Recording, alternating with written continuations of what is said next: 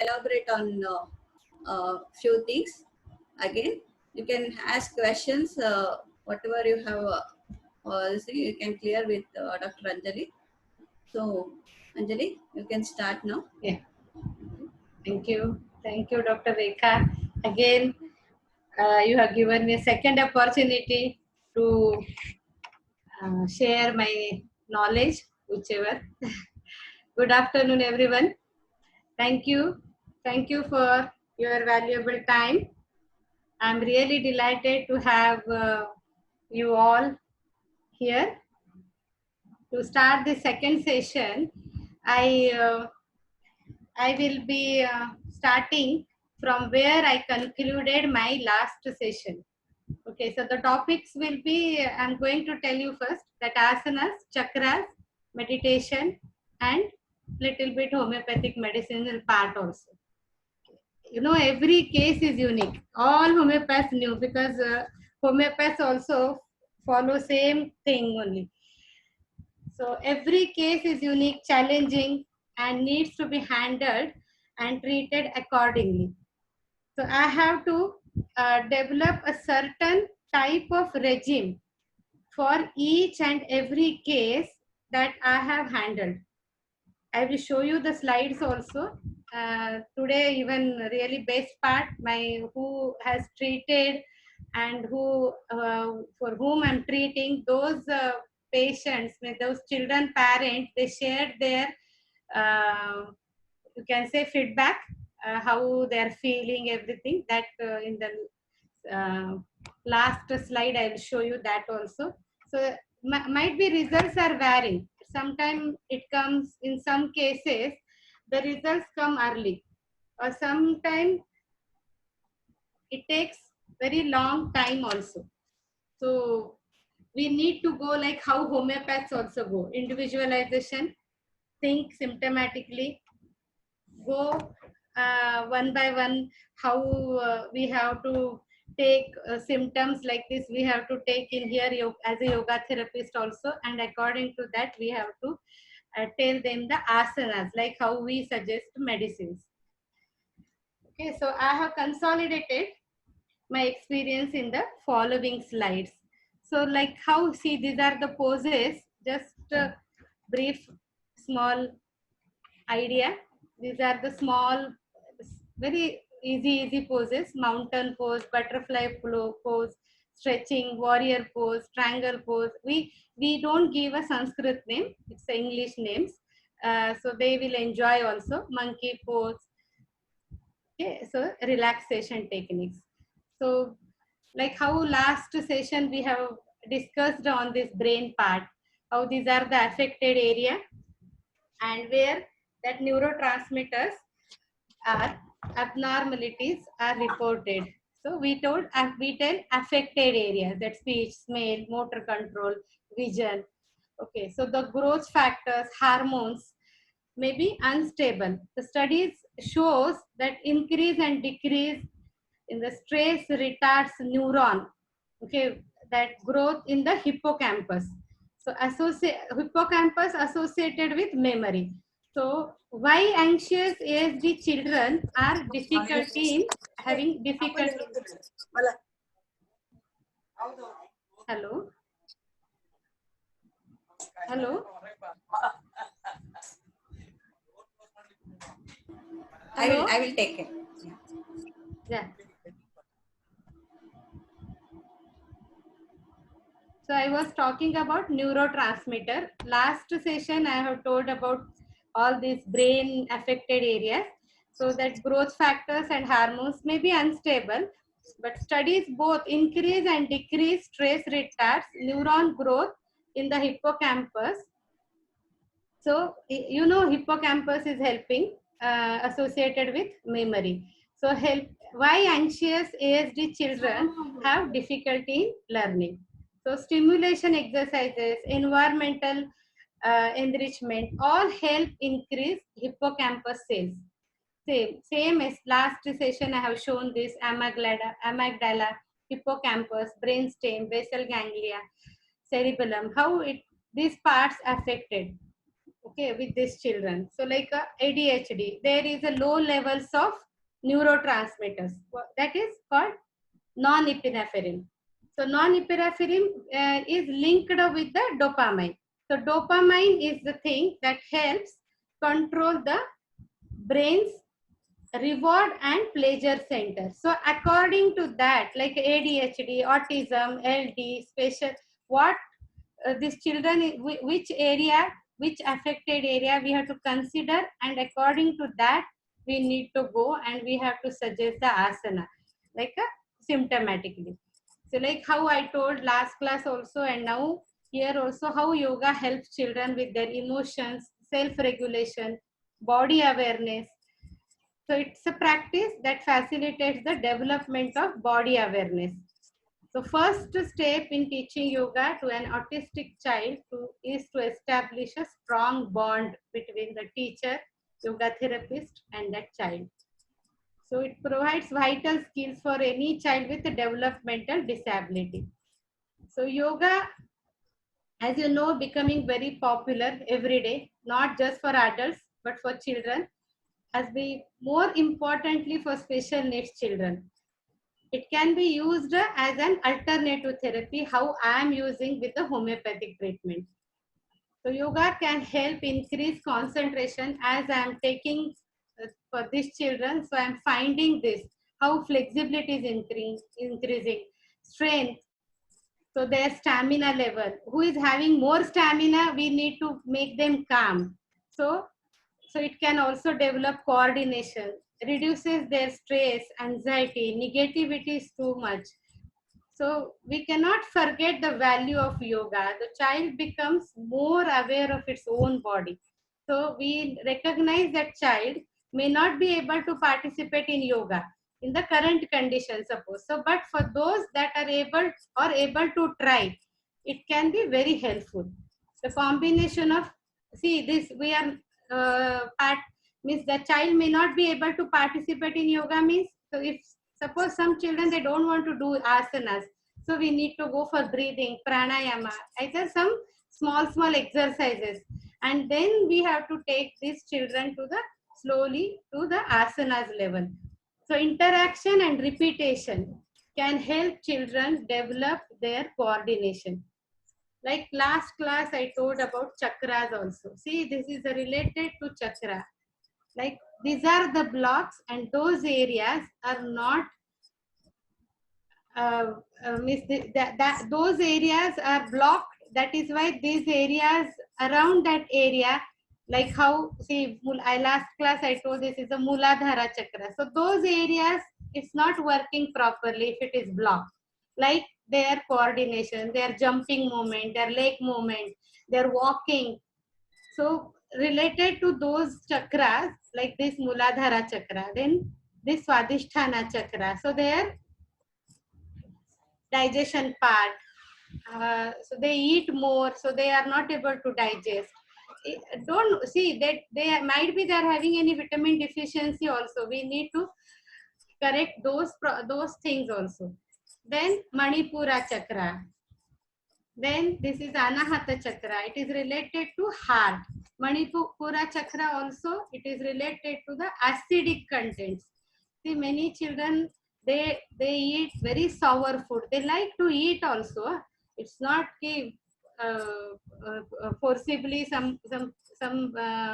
parents they give. They like to eat all the time curd, pickle. So they eat and they don't know they are suffering with some acidic complaints. So this Manipura chakra. Then same thing, and this Anahata chakra, heart chakra, giving calmness to the brain. Okay, so that restlessness part will reduce. Same Vishuddhi chakra, like a throat chakra. So not able to talk properly. All the time itching in the throat they complain. Otherwise they will just making some agitation techniques like like this khar they will tell. So that chakra, according to that chakra, we need to teach the asana, breathing techniques, meditation. Again, this is a Agneya chakra. So that is, I told last class during Shashanka Asana position.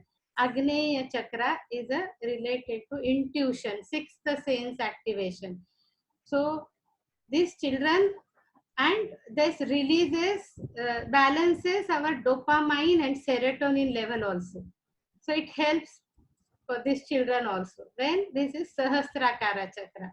So this is the main chakra, crown chakra we call. So this chakra balances all the chakras also. Like how we homeopaths tell, mentally we are fit means physically we are fit. So same thing in Sahasrakara chakra also. If we balances our mental symptoms, so we balance our all physical things. So like this with these children also. So according to the asanas, I will tell you how chakras activates. See, this is a Ushtrasana.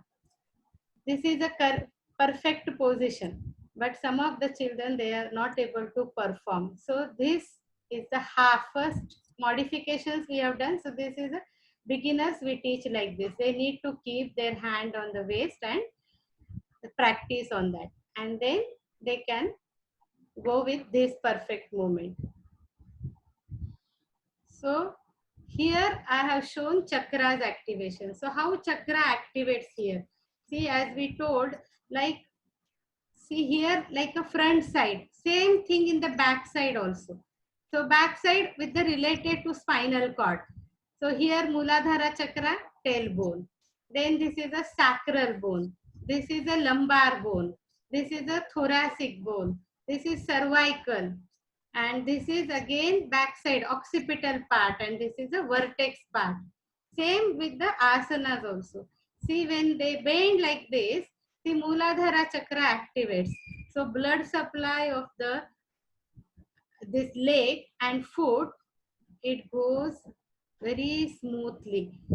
So because of that, they get power in the leg also. We can strengthen our leg through this asana, knee joint. And then see, this is slowly, it moves to the, this is a Manipura chakra, where lumbar vertebra. Same with this front side, Manipura chakra means acidic things. So here when it activates, it will pass to the Anahata chakra, heart chakra. Then slowly it goes to the Vishuddhi chakra, then Agneya chakra, then Sahasrakara chakra. So when you do with the half, so chakra won't activate after this. Here Manipura chakra activates, after that it stops. But when you pursue full, attempt full asana, that is a perfect asana, then activates all the chakra. But see, that activation timing is also there. Last class, from somebody called and asked me, see, chakra activation, then if once chakra activated, then how to come out from that chakra? Chakra activation is a not easy technique. See, this activate for fraction of second. When you release your asana, you come to the normal position, it will take immediate, it will come down. So it won't be in that pose, means you have to be in that position for at least half an hour, 15 to 20 minutes, either 30 minutes, to activate, correctly activate the chakra. So we don't want all these things. So this is, it's a fight. If they do 15 seconds and 1 minute, chakra activation, it won't trouble them. Basically, it will activate it, that block repeatedly every day. If you perform, so every day that block will release, and we will activate around that neurons, cells, we will regenerate, and what we wanted, the results we can get. So this is a Sinhasana. Sinhasana, many children are not able to sit in Vajrasana position because of ankle problem. Ankle twisting, they won't be able to do, many children, these special children. So they can sit in Padmasana, either normal Sukhasana position. So this last class, even last session, I told you this tongue, protruding tongue, it reduces dribbling of salivation. It is related to again brain. So when you do inhale and exhale, so in that process, the tongue movement, every time it is coming out, going in. So inhale and exhale, it is useful for respiratory muscles also. So breathing capacity also will increase. So because of that, see here, other chakras are very fainted, but here this Vishuddhi chakra and Sahasrara chakra activates very fast and in a good manner. So when this activates, so it releases a good hormones also and balances serotonin, dopamine, neurotransmitters. So these children will come calm down also. Same with this Marjarasana. Very easy asanas are there. So Marjarasana is also, see, we need to go on the knee. We have to bend like this and inhale, and while exhaling you come up. So when you are inhaling, your this part, like back part is going up. When you are exhaling, back part is going down. So this exercise. So this exercise means again Manipura chakra, Swadhisthana chakra and heart chakra. So these three chakras activates properly here. So when you are inhaling, so your stimulation is there. When you are exhaling, relaxation is there. So that area works very good in that area. So that they, where there is a, they are having a backache problem, they won't be able to sit. So slowly when you are exhaling, then sorry, when you are inhaling, then oxygen supply will be good to the brain, and then when you are exhaling, you are releasing the all the muscles, relaxing the all the muscles. So that inhale and exhale, that is with the breathing, so it is again good for brain. So again it is good for all balancing the hormones.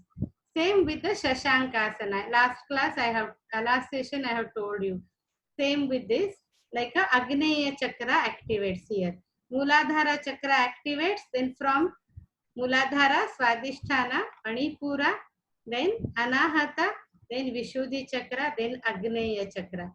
So again, it is all the, how I am telling, see every asana connected to the again brain. So this is again, it activates your brain hormones, neurotransmitters. See Shavasana. Shavasana here we are with the relaxing techniques, we are telling them how to relax. They won't be relaxed in one position at all. They will move all the time. So, but slowly when you go from the toes, knees to thighs, abdominal part, the respiratory part, and then brain, head, eyes. So according to the, your instructions, they will slowly, they'll relax their body after 2 to 3 minutes. Otherwise, before that, they'll be restless only.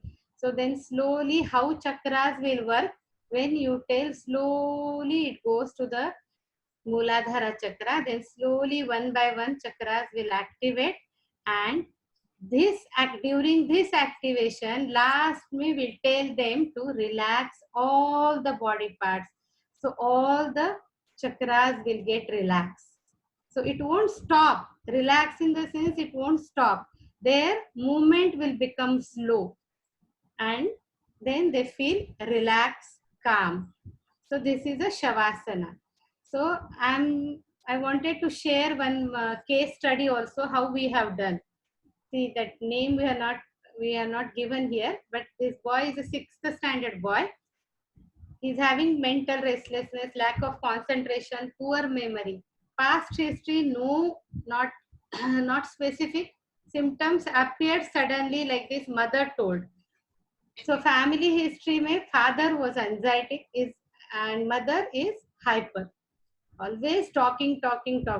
So what we have adopted and followed here, yoga therapy, cyclic meditation, pranayama, breathing exercise, Surya Namaskar, and specified asanas. Here I have not shown you Surya Namaskar because it's a modification of the Surya Namaskar. We don't teach how we see in the Google and any yoga centers. That yoga, Surya Namaskar, we don't teach directly here. we'll go very slowly. We have modified some Surya Namaskars, and according to the child's behavior, we will teach Surya Namaskar. So specified asanas also, like how I told you, according to the symptoms, we go to the asanas. So this was approximately 30 to 40 minutes. And how we manage the counseling for parents, every month we have done counseling, and even child also, not every month, every 2 months we have done. And results also we saw in 4 to 6 months below. Child concentrations improved significantly. That is her mother's feedback. Restlessness of the child also reduced drastically. Child showed improvement in memory. See, these are the things what we have suggested yoga therapy. They have done with me 3 days in a week and remaining days in the at home.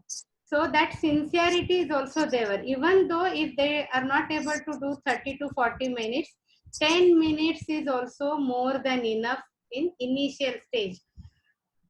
Then we tell them to participate in some competitions also. Nowadays, many competitions, yoga competitions around us. So we tell them to, even I also have take them to competitions. So they feel good. Okay, so with this all, with the homeopathic medicines also, we have given not alone yoga, here with the homeopathic medicines also we have given. So yoga therapy helped with the homeopathic medicine. So this is the chart also we make, and we will tell them, children with their parents, to follow this, like a backward movement exercises, naked. This is for example I have given. So this is I'm showing you, this is a small chart where we give to the, according to that child's behavior, child symptoms, and then we tell them to follow every day. And now meditation, all the time we are using, they need to do meditation. Meditation means their concentration will increase. Everybody knows, everybody will tell, no, you tell him to do sit one place, how can they sit? They won't sit at all. Okay, so meditation is a practice where an individual uses a technique such as focusing the mind on a particular object, thought or activity.